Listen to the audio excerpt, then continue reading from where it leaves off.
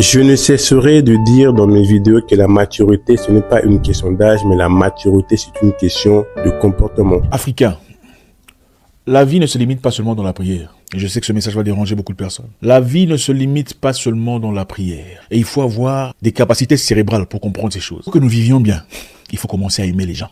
Il faut arrêter cette mentalité condescendante de croire que puisqu'on a lu un livre, on est devenu beaucoup plus intelligent que tous les autres. Ce n'est pas vrai. Il y a des gens qui sont forts en mathématiques, forts en géopolitique, en géographie, forts en beaucoup de choses. Et ne nous dites pas vanité des vanités du moment que vous portez des habits. Déshabillez-vous comme ça on va accepter que tout est vanité. Marchez nu dans le quartier comme ça on va dire tout est vanité. Non, vous ne le faites pas, vous vous couvrez. C'est-à-dire que ce qui est présent aujourd'hui est important. Il faut arrêter d'être délusionnel. Quand vous allez dans les rues, on vous cogne, c'est la volonté de Dieu. Vous sautez dans les rues, c'est la volonté de Dieu, on vous tue, c'est la volonté de Dieu. Non, on tire dehors, vous allez dehors, on vous tue, c'est la volonté de Dieu. Ce n'est pas la volonté de Dieu. Vous auriez pu vous cacher, vous auriez pu faire un bon choix. Oh, on s'est marié, et après ça n'a pas marché. J'ai compris que ce n'était pas la volonté de Dieu. Ah bon, mais tu avais prié, tu étais entré au jeûne et prière. Dieu t'a dit que c'était ton mari.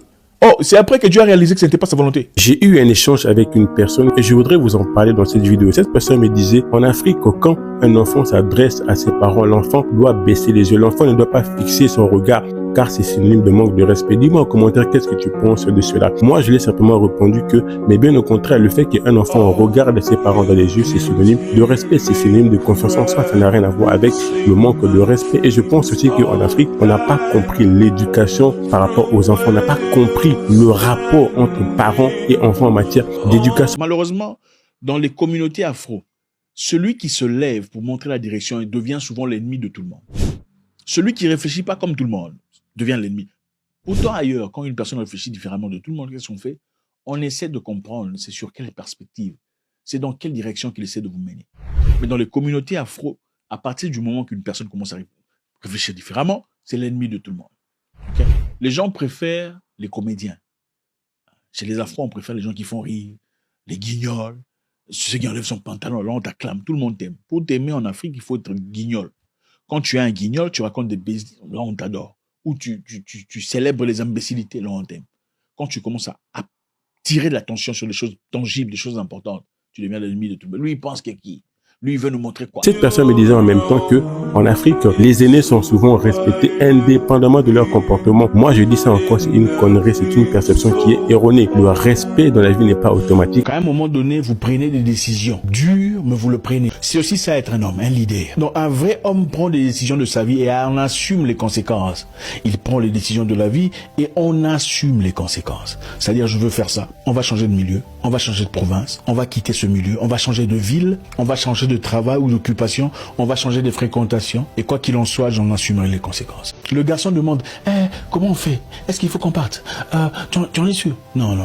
Il faut assumer, hein? il faut garder le cadre. C'est très important. Une personne qui te manque régulièrement de respect, peu importe son âge, mon ami, il faut le réprimander. Cette personne me dit que non, il ne faut pas faire ça. Mon ami, encore une fois de plus, le respect n'est pas automatique. Tu peux avoir 40, 50 ans, 60 ans, 70 ans, 80 ans et être immature. Quand vous êtes complètement différent de tout le monde, même si vous faites du bien, tout le monde va vous haïr. Et que tu arrives, tu trouves qu'il y a une corruption totale. Et je dis, à partir d'aujourd'hui, il n'y aura plus de corruption, plus d'échange d'argent, plus de transferts non répertoriés. Tout le monde va te haïr, tout le monde va te détester. En fait, le problème ne sera même plus la corruption, le mensonge, tout ça, l'illégalité. C'est toi qui deviendras le problème. Parce que c'est toi qui viens empêcher à ces personnes de vivre comme ils vivent. Tu veux simplement faire un travail net et clair. Mais tu viens dans un milieu potageux, sale, insalubre, difficile à accepter. Mais soyez fort sur vos valeurs.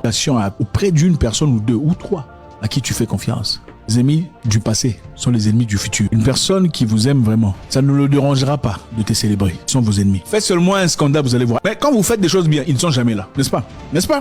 Vous faites des choses bien, vous créez des histoires, vous construisez ici. Jamais ils ne disent. Mais rumeur. Oh, il est sorti avec la femme d'autrui. Ah, je vous avais dit. Il tire son fusil, il met sur ta tête, il tire la gâchette, crac, crac, il tire. La balle ne sort pas. Oublie. Il met ça sur la tête de ta fille, il tire et ça ne sort pas. Tu dis, je te pardonne et j'oublie. Tu es un imbécile.